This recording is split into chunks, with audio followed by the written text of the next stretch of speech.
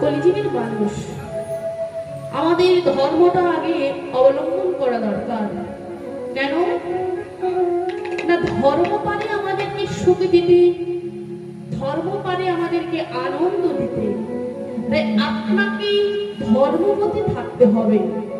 ধর্মের যদি না থাকেন, আপনি ধর্মপথে যদি না আপনি থাকেন, তাহলে মাগো আপনার সংসারে সারাটা জীবনে দুঃখ কষ্ট হতাশা জ্বালা বিরহ এইসব লেগে থাকবে। এই সংসারের মধ্যে আনন্দ দিতে পারে কে? আমার শ্রী চৈতন্য মহাপ্রভু। শ্রী চৈতন্য মহাপ্রভু ছাড়া মা আমার আর কোনো গতি নাই। কেন না, একবার কৃষ্ণ নামে যত পাপ করে, পাপের কি সাধ্য আছে তত পাপ করে। তাহলে এত আমাদের ভালো ঠাকুর থাকতে থাকতে তবে কেন আমাদের এত দুঃখ, কেন আমাদের এত কষ্ট? মায়েরা, অন্যান্য যুগে কত যাগযজ্ঞ করে ধ্যান করে ভগবানকে পেতে হতো, ভগবানের কৃপা পাওয়া যেত। কিন্তু আমরা এই কলিযুগের মানুষ, আমরা সব থেকে ভালো।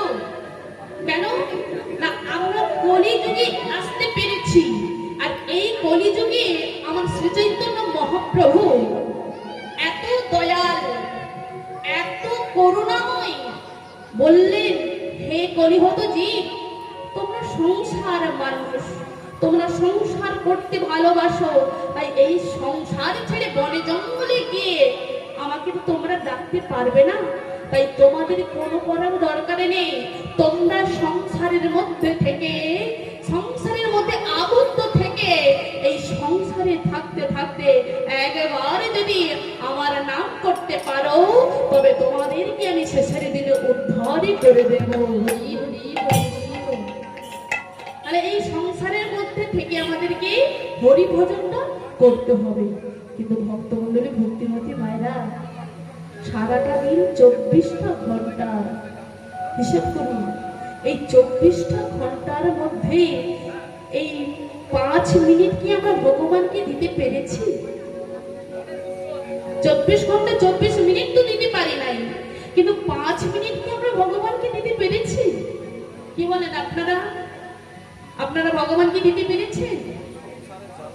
হ্যাঁ, দিতে পেরেছেন বাবা? পারি না। 24 মিনিট তো দূরের কথা, 5 মিনিট আমরা তাকে দিতে পারলাম না। সারাটা জীবন আমার পুত্র, আমার গাড়ি, আমার মেয়ে, আমার ছেলে, এই আমি তো নিয়ে মেতে রইলাম। কিন্তু ভগবানকে দেওয়ার মতন আমাদের কাছে কিছুই রইল না। সারাটা জীবন স্বামীকে দিলাম, স্বামীকে দেওয়ার পর ছেলেকে দিলাম, ছেলেকে দেওয়ার পরে নাতি নাতনিকে দিলাম, কিন্তু সবাইকে মনে দিতে দিতে এই মনটা আর তাকে দেওয়া হলো না। ও মায়েরা, এই সংসারে থাকলে শুধু হবে না, এই সংসারে থাকতে থাকতে আমাদেরকে মরে যেতে হবে।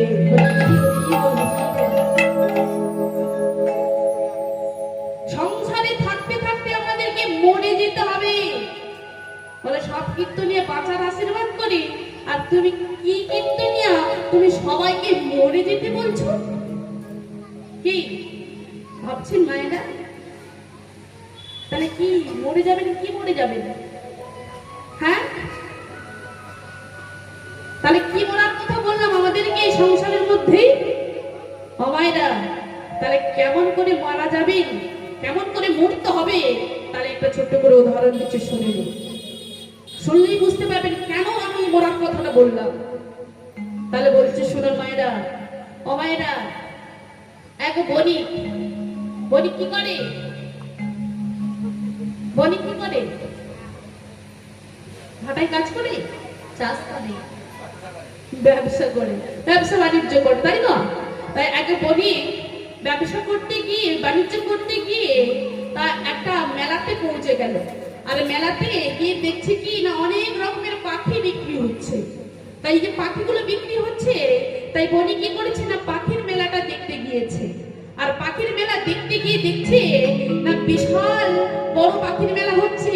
কিন্তু ওই পাখির মেলাতে এক পাখি বিক্রেতা থাকাচ্ছে, বাবু আমার পাখি নিয়ে যান,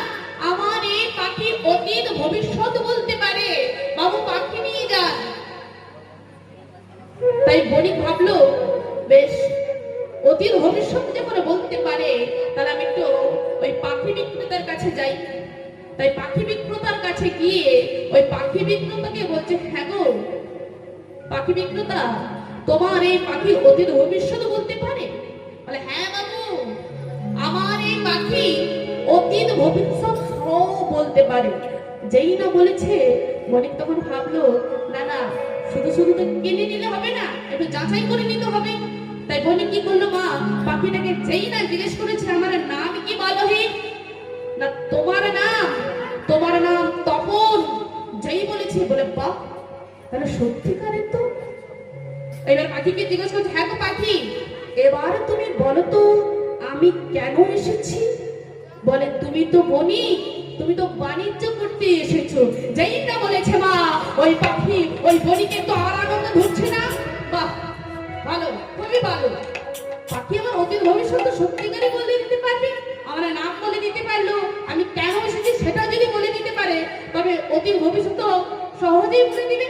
যেই না বলেছে, তাই পাখি বিক্রেতাকে বললেন, তোমার পাখি কত, দাম কত?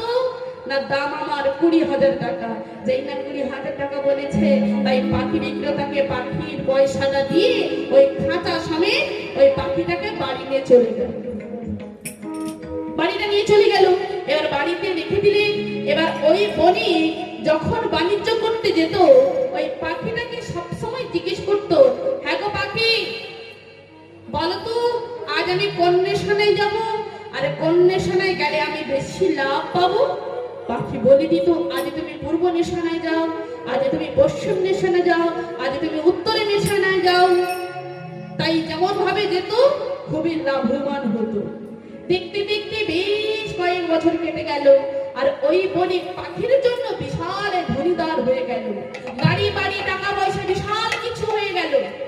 তাই একদিন, অনেকদিন তো অনেক বছর হয়ে গেল তো, তাই একদিন ওই পাখি কাতর গলায় বণিককে বললেন, ও বণিক, হ্যাঁ গো বণিক, তুমি তো আমার জন্য এত কিছু করতে পেরেছো, এত ধনীদার হলে তোমার গাড়ি বাড়ি তো সব হয়ে গেল। বণিক, আমাকে খাঁচা থেকে মুক্ত করে দাও না বণিক। যেই না বলেছে, বণিক বলে, কি বললি, কি বললি? হ্যাঁ রে, সত্যিকারে তোর বোধহয় মাথাটা খারাপ হয়ে গেছে রে। হ্যাঁ রে পাখি, তোর জন্য আমি এত ধনীদার হলাম, তোর জন্য আমি এত লাভবান হলাম। হ্যাঁ রে, তোকে যদি আজ আমি ছেড়ে দিই, খাঁচা থেকে যদি মুক্ত করে দিই, তাহলে আমি লাভবান হব কেমন করে? কে আমাকে বলে দেবে আজ পূর্ব নেশানে যাওয়া, পশ্চিম? আর পূর্ব নেশানে গিয়ে দেখবে আমার একটা স্বজাতি আছে, আর আমার ওই স্বজাতিকে তুমি আমার কথা বলবে, আমার স্বজাতি আমার মুক্তির উপায় বলে দেবে। তো যেই না ওই পূর্ব নেশানায় গিয়েছে বাণিজ্য করতে, আর পূর্ব নেশানায় বাণিজ্য করতে গিয়ে ওই নদীর ঘাটে দেখলো কি, ওই বাড়িতে যে টিয়া পাখিরা আছে পুরোপুরি একই রকমের দেখতে, আর একটা টিয়া পাখি গাছের ডালে বসে আছে। আর যেই না ওই গাছের ডালে বসে আছে, তাই বণিক যেই না পাখিটাকে জিজ্ঞেস করলো, ওই পাখি, বলতো আমার বাড়িতে যে আমার খাঁচার মধ্যে যে পাখিটা বন্দি হয়ে আছে, ওই পাখি তোমায় বলতে বলেছে, তার মুক্তির উপায় তোমাকে বলতে বলেছে। যেই না পাখি শুনেছে, পাখি কাতর গলায় বললেন, কি বললেন, কি বললেন, আমার স্বজাতি, আমার স্বজাতি, আমার স্বজাতি কিনা তোমার বাড়িতে খাঁচার মধ্যে বন্দি হয়ে আছে, আমার স্বজাতি খাঁচায় বন্দি হয়ে আছে। এই বলতে ডানা ঝাপটাতে ঝাপটাতে ঝাপটাতে ঝাপটাতে মাটিতে পড়ে মরে গেল। ডানা ঝাপটাতে ঝাপটাতে মাটিতে পড়ে মরে গেল। আরে যেই না মরে গেছে, সঙ্গে সঙ্গে ওই বণিক ভাবলো, একেবারে স্বজাতির প্রতি এত প্রেম, এত ভালোবাসা, তারা কষ্টের কথা শুনে পাখিটাও দেহ ত্যাগ করে দিল। যাক, মারাই যখন গেল, তবে আর কি হবে, আমি আমার কাজ করে বাড়ি ফিরে যাবো। আরে যেই না বাড়িতে ফিরে গেল, ওই খাঁচার মধ্যে যে পাখিটা বন্দি হয়ে আছে, ওই পাখিটা জিজ্ঞেস করলো, ও বলি বলি, আমার স্বজাতি আমার মুক্তির উপায়টা বলেছে বলি। যেই না বলেছে, বলি বললে আরে কি মুক্তির উপায় বলবে? তোমার ওই স্বজাতিকে তোমার কথা যেই না বলেছি, তোমার স্বজাতি তোমার কথা শুনে ওই ডানা ঝাপটাতে ঝাপটাতে মারা গেল। যেই না খাঁচার মধ্যে শুনেছে ওই পাখিটা খাঁচার মধ্যে ডানা ঝাপটাচ্ছে, আমার স্বজাতি আমার দুঃখের কথা শুনে, আমার কষ্টের কথা শুনে আমার স্বজাতি মারা গেল।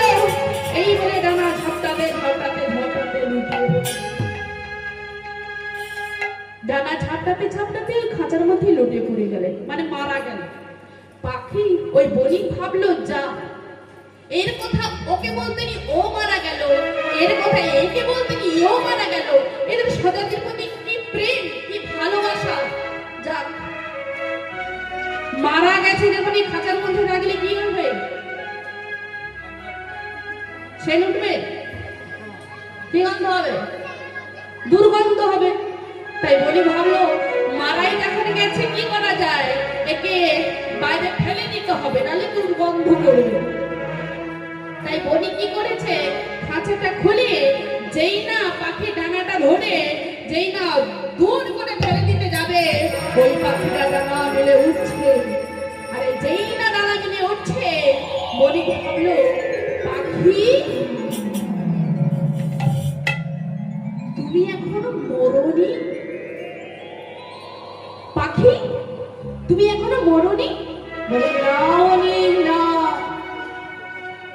আমি মরি নাই। আমার স্বজাতি আমায় শিখিয়ে দিয়েছে যে তুমিও আমার মতন ওই ডানা ঝাপটাতে ঝাপটাতে মরে যাবার ভানে করো, তবেই তুমি খাঁচা থেকে রক্ষা পাবে, মুক্তি পাবে। তুমি মারা যাবার ভান করো, তবেই তুমি খাঁচা থেকে মুক্তি পাবে। তেমনি ঠিক মায়েরা,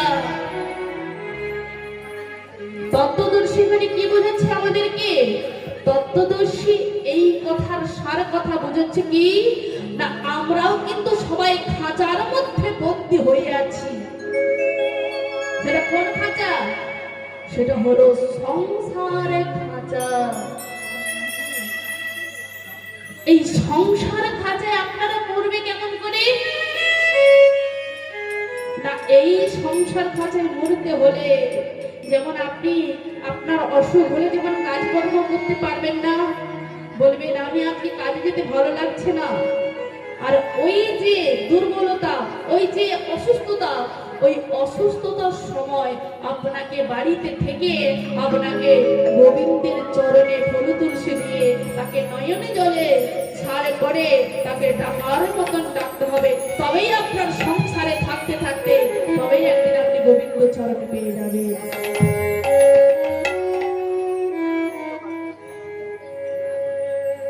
সব সময় তো কাজ করেন মায়েরা, একদিন এই ভানটা করুন না, মারা যাওয়ার ভানটা করুন না, দেখবেন আপনার জমার খাতায় কত জমা পড়ে যাবে। মায়েরা, গোবিন্দ ছাড়া তো আমার জীবনে কিছুই নেই। আমার কেন, আপনাদের কারণে জীবনে কিছুই থাকে না। গোবিন্দ আমাদেরকে বাঁচিয়ে রেখেছেন বলে তাই আমরা বেঁচে আছি। গোবিন্দ আমাদেরকে কর্ম করার শক্তি দিয়েছে বলে আমরা সবাই কর্ম করতে পারছি। গোবিন্দ আমায় কথা বলার শক্তি দিয়েছে বলে তাই আজকে মাইকের মধ্যে আপনাদের সামনে আমি কথা বলতে পারছি। ভগবান যদি আমায় কথা বলার শক্তিটা না দিত, আমায় যদি খাটাখাটনির শক্তিটা যদি না দিত, আমরা কি কর্ম করতে পারতাম না। তাই তিনি দিয়েছে, তাই তিনাকে কর্তব্য আমাদের কিছু দেওয়া। কিন্তু মায়েরা, তাকে কি দেব? হ্যাঁ, কি দেব? যে আমাকে এত কিছু দিলে তাকে দিবার বেলা আমাদের কিছু নেই।